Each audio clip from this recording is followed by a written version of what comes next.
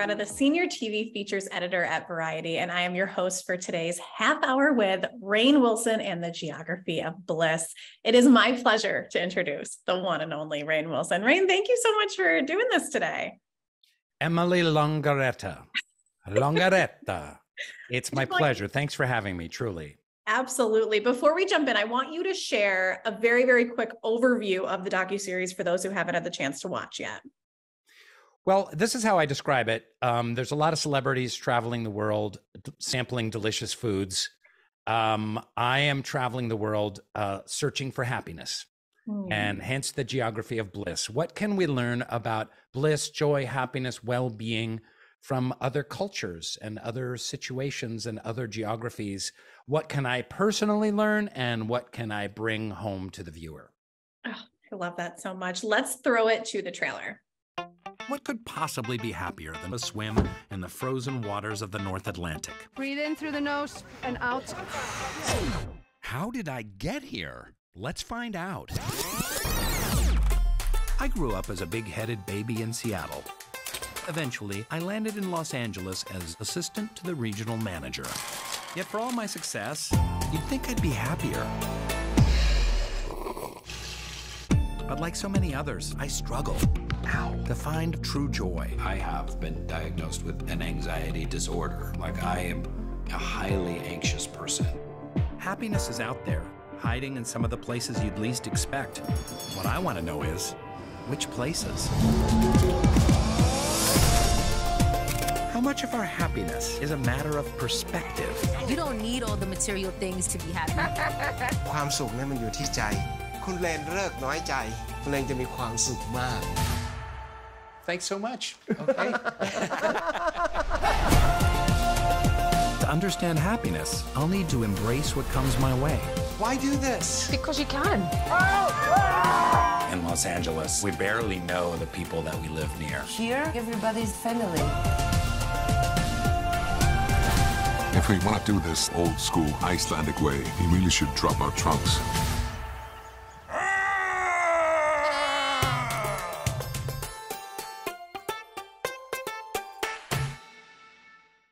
It's impossible not to smile watching that trailer. And I feel the same way watching the series. I kind of just want to start at the top. I know you explained it a little bit in the trailer, but what really made you want to dive into this? Well, this was a odd scenario how this project came my way. These two young producers, Casey and Evan, and they got the rights to the book. There is a book called The Geography of Bliss by Eric Weiner. And it was a New York Times bestseller. It's been translated into a bunch of different languages. And in his book, he's kind of a grumpy East Coast guy who doesn't really believe in happiness and joy and bliss. And so he's going on this quest to find it around the world in some of the world's happiest countries. And they just wrote out of the blue and they said, hey, we've got the rights to this thing. Normally, I don't really kind of listen to those kind of requests because most of the time they're not very good, frankly. But this was really intriguing, and I was struck by the concept because, like I say in the trailer, this is something I talk about a lot. This is something that's really important to me personally. It's something I struggle with. It's something I just had therapy about this morning. Like, I'm in an ongoing conversation with my own inner balance and well-being to try and be more happy and content and blissful. And then the thought of like searching the world for possible answers to help both me and the viewer, it was just win-win-win all across the board. And come on, Emily, let's just cut to the chase. To get paid to travel the world for anything is kind of a slam dunk, right? You don't say no. You don't say no. You really don't. If they were like, someone was like, I'm going to pay you handsomely to travel the world to look for teapots, I'd be like, okay, I'll find the best teapot. I'm Yeah, in. exactly. Exactly. And as someone who has therapy after this, thank you for doing this. Oh, okay. Those same All things. right. But that's what you're saying. There's so many people right now who need something like this and who this can help remind them that there's great things out there everywhere. So it's a really exciting thing for you and for anybody to watch, to dive into. One thing I wanted to touch on was the book, of course. The subheadline of the book is One Grump's Search for the Happiest Places in the World. Would you consider yourself a grump? Because I think that might surprise people if you say that. Yeah, I mean, that's something I pushed back on a little bit with the Yeah. producers and with Peacock, because it is a great subtitle. One Grump's, you could picture a different, grumpy celebrity kind of going around the world, and Walter Matthau, going around the world looking for happiness. And that's not quite me. I would say like one anxious, confused kid at heart looking for joy or bliss is more of my description. Yeah. But getting back to what you said before, and something I just really want to underline with this is the mental health epidemic among young people right now is staggering. The statistics are overwhelming. It's deadly, and people are searching for meaning, hope, joy, and happiness in new ways more than ever before. And it really is like a life and death kind of thing. And not to sound really pretentious, but that's part of it. And the work that I do with teens and speaking on college campuses and stuff like that, I really wanted to do this as well to help alleviate the suffering that's out there from this mental health epidemic. Yeah, absolutely. It's so important. And what did you learn about yourself during this journey? How did this all, and when and how long did you film this for? It was kind of a crazy situation. We did Iceland and Bulgaria 1 and 2, and that went swimmingly. And then we were going to Ghana, and then we were going to go to Dubai. And here's a fun fact. We got shut down the day we were leaving to Dubai to shoot in Dubai. And the idea in Dubai was, can money buy you happiness? There's all this opulence and wealth, right? But the royal family of Dubai, the week previous, had seen for the first time Real Housewives of Dubai. And they were incensed, and they were like, oh, no. Shut it all down. No more foreigners coming and shooting reality shows in our country until we really know what's going on. So they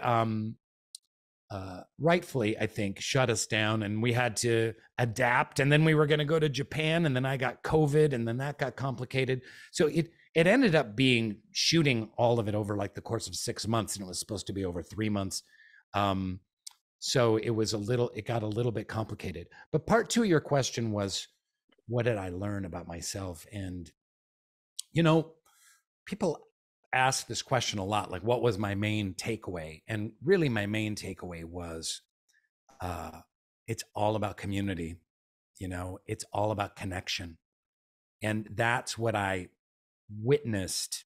You can learn, positive psychology tools, right? You can learn how to have a gratitude list. You can learn to do cold plunges. You can add meditation to your day, stuff like that. That's all really important. Mm-hmm.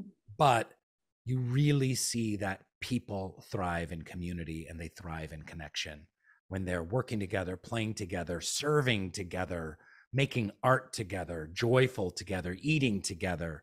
That's how we humans thrive. And it takes us back to us living in caves in the Stone Ages, and shamans telling stories, and us dancing and building fires and celebrating the day's hunt. Like that's how humans thrive, really. That's how you find bliss. So time and time again, when I saw great bliss on the road, it was from just something as simple as connection.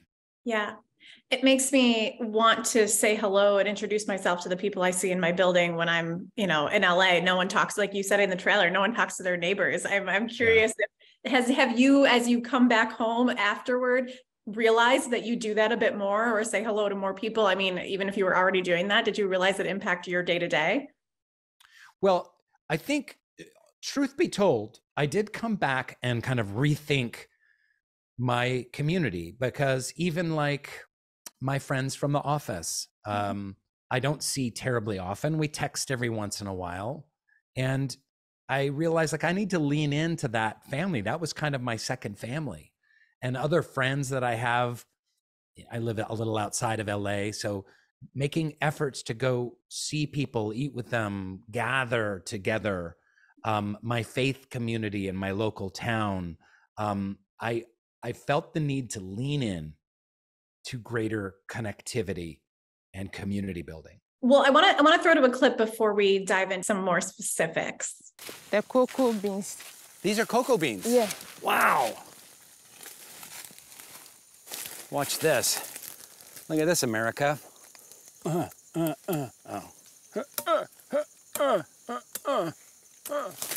I did it.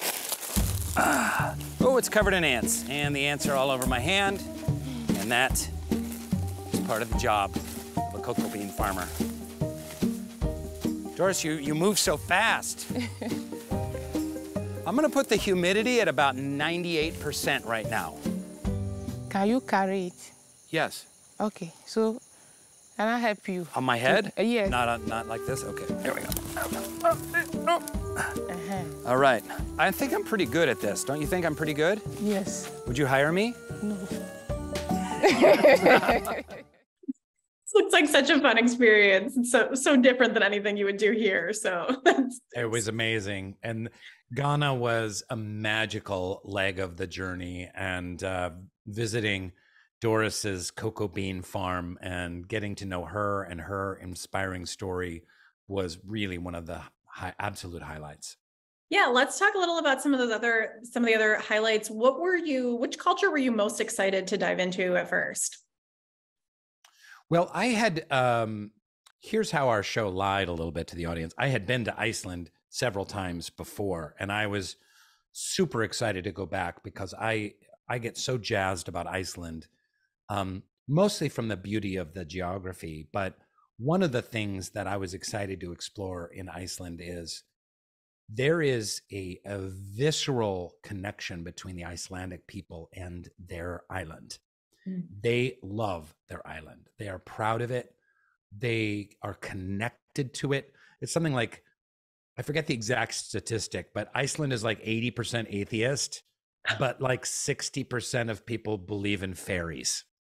So, and the fairies are connected to the land and the magic of the land, the glaciers and the geysers and the black sand beaches and the cliffs and the volcanoes. It's a stark and gorgeous land. And I think that part of their real happiness comes from their real connection to the land. We're Icelanders, we've been here for 1,000 years, and this is our gorgeous, pearl in the Arctic Ocean. And that informs how they live their lives. Mm-hmm. And it's visceral, it's tangible in a way that we Americans don't have. Which was the most challenging for you? Because you also put yourself in some interesting situations. I don't want to spoil anything, but you put yourself in some interesting situations. So what was the toughest for you to take on?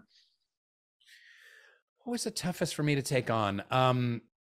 Well, doing a cold plunge in the Arctic Ocean with those magnificent Valkyrie Viking women was pretty tough. I'm kind of a wimp when it comes to, 50 some degree water. Mm-hmm. And that was pretty tough. And, Ghana was not an easy place to travel. I went out with these Ghanaian fishermen, and we were going over 10-foot waves in these giant dugout canoes, the same kind of canoes they've been using for thousands of years. Mm. And that was pretty terrifying. I don't even think the show captured like how truly scary that was. So, but that's great. It's what I signed up for. And I told the producers, like, I'll do anything, I'm not gonna jump out of an airplane, but other than that, I don't do that, but I'll, send me in. I'm game. And hopefully we get a second season and I can do some more absurd things around the world. I mean, I was going to say, I feel like this is the kind of series that you could take anywhere. So there's obviously, we know there's so much to see in the world. Where else do you want to go? Do you have a bucket list of places you want to go to? I do. I really do. There's some really interesting statistics that our producers gathered about Colombia, South America. They're having some troubles politically, but it was a country that was so held down by the drug trade for decades, and it's really burgeoning. Its economy is thriving in lots of ways. It's very multicultural, kind of like the United States. There's just lots of different ethnic groups and cultural groups depending on where you go in the country, and that's very exciting to me. There's Bhutan, which is next to Nepal, which has its own Department of Happiness and has happiness as part of its national kind of strategy. That would be really, really interesting. And I think Japan, we didn't get to go to, but some of the stories in Japan are just amazing. And one of the things they have in Japan is forest bathing. And it's remarkably effective. Essentially, you get naked and you roll around in the forest and you bathe in the forest, and your well-being and dopamine goes way up for days and weeks after. Wow. You learn something new. I mean, that is the whole point of this. So whatever you can do to make yourself happy, right? Was there something that surprised you the most from this, whether it was a specific culture or experience, but also something maybe you learned, like you said, about in yourself? I mean, what really surprised you about this entire process? What surprised me, I guess Bulgaria was the most surprising because it's a statistically an incredibly unhappy place. And you show up there and everyone's scowling, like it's that Iron Curtain, post-Soviet kind of like, everyone looks like that. And yet there was such joy to be found, but it was like secret joy. People would get together with their friends and family behind closed doors and be incredibly joyful and celebratory. And that was really illuminating. It's like, joy was like dandelions sprouting up from cracks in the sidewalk. It was this very special, secretive thing that you couldn't hold it down. Even all the corruption and the terrible history that they have gone through, the Bulgarian spirit was really powerful. And you find bliss where you can find it. You find it where you can find it, and they found it in families and in little house concerts and small connections, and that taught me a lot about that whole area of the world. From the beginning, did you know that LA was a city you wanted to include? Was that part of, like, from day one, you wanted to include that as a separate episode because it is your home? We had talked about it from the very get-go, doing an LA episode. We weren't sure like when and how we were going to do it. And then when some of the other episodes fell apart, we added on the LA leg, which made sense because if it's just a travel show, I mean, that's amusing, but how do I bring it home? How do we all bring it home? How do I translate what I experienced in the field to my own house, to my own yard, to my own family? And is that even possible? And I think that that's something that people are very curious about. So I'm really glad we got to dive into that in season one. Another thing about, if we get to do season two, one thing that would be really amazing, I'm kind of obsessed with Shreveport, Louisiana, because it's the unhappiest city in America. And I shot a movie there 10 years ago called Super with James Gunn. And it's a swampy, casino infested place. But I'm sure there's happiness there. And what can we learn about what's not working and what is working in a place like Shreveport? I would love to keep grounding the show in the American experience and in a personal experience. That's very interesting. One of my questions I was going to ask is, was there other cities in the US you wanted to do? Because like you said, I mean, there are great cities around the world, but there are great cities in the US that are really unhappy or very happy, and we don't know about it. So that's right. That's very exciting. Do you, diving into the docuseries world, is that something you want to do more of? Want to do more of unscripted work? Is that something that you really enjoy? You can have a great time and make docuseries and unscripted stuff that's just funny, accessible, light, warm, and you can also excavate and explore really important ideas at the same time. And I hope that Hollywood will take on that charge and take on that mantle of, one of my favorite shows is the Great British Baking Show. And it's just because it's just so human and so warm, and these wonderful amateur bakers, you fall in love with them and you're rooting for them and they're trying so hard. And it's a show about the human experience. It's about being a human being. And of course, the great Anthony Bourdain and his show kind of taught us so much about the human family. It was a show about culture and politics as much as it was about food. So there are great kind of areas to conquer in this milieu that I would love to investigate more. Yeah, absolutely. And of course, your book, Soul Bloom, came out as well recently. So is that something you want to like kind of incorporate all of I mean, you hit on a lot of really big topics in that book as well. So is that something you kind of would want to dive into even more, maybe in another docuseries?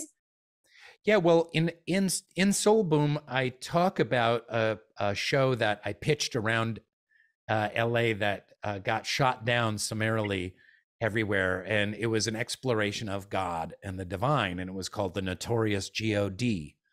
And Netflix told us after we pitched it that it was too controversial, which I find hysterical. That you've got Vanderpump Rules kind of shows and Drunken Housewives of Fresno kind of throwing garbage at each other and cat fights and kind of the crassest materialism, and that's fine. People can get wasted and vomit on their shoes and pass out in a bathtub, totally fine. But exploring what God means in the modern world, we don't want to touch that. So I think there are a lot of spiritual themes and positive psychology themes and kind of sociological exploration that I would love to do, that kind of intersection between all of them. And I'm hoping to find some series where I can flex those muscles, because I do think there's an audience out there. It's not just a PBS small audience. I think people are genuinely curious about some of these big ideas that are relevant to their lives. Yeah. Or people don't know and they want to learn more about it. So, I mean, I think that that's the whole, people that aren't really as sure and want to dive in more to it. So sure. I am curious, at this point in your career, do you feel like you are more passionate? I mean, you've done so much scripted and even this year alone. So is there one passion that overshadows the other? Like, is there more passion in docuseries and these kind of exploring these important themes in real life versus doing something more fun and upbeat? I mean, or is it more you like to have the balance of both? I've had such a strange career. My first 9 or 10 years as an actor, I did only theater. I didn't do any TV or film. And I was just a passionate theater artist, and I wanted to change the world by telling theatrical stories. And then I realized, oh, that's great, but Rainn, you're never going to be able to buy a house. So then it was, I was kind of a journeyman working actor doing guest spots and little pilots and stuff like that for years before The Office, for 4 or 5 years. And then it was this Office. And then the last 10 years, it's been a lot of different stuff as an actor, and now with the several books that I've written and the Geography of Bliss, there seems to be this kind of next phase in my career, which is kind of exploring these bigger questions and bigger ideas, and being kind of more of a voice, of a guide, a host, an MC along that kind of journey. I'm still very open to doing a series and acting, and I'm developing a few ideas and get some offers here and there. Of course, we're in this terrible strike right now. I hope they get that worked out. I hope we all get that worked out and the producers come to the table. But I'm open to all of it, but it certainly feels a bit like a new phase, a new chapter. Yeah, it's exciting. Well, the final question we always like to wrap up with is, if someone has not, of course, had the chance yet to watch the Geography of Bliss, what is one thing about the docuseries that stands out for you that would make someone want to check it out?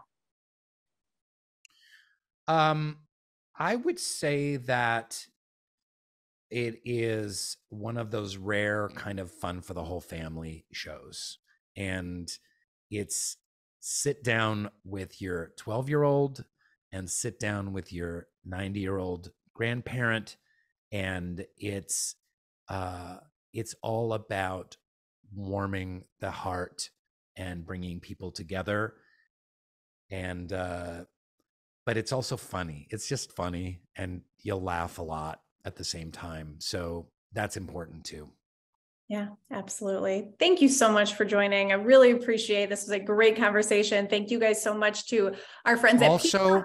Also, Emily, Peacock needs the subscribers. Let's face it. Peacock needs our support. They're a great streamer.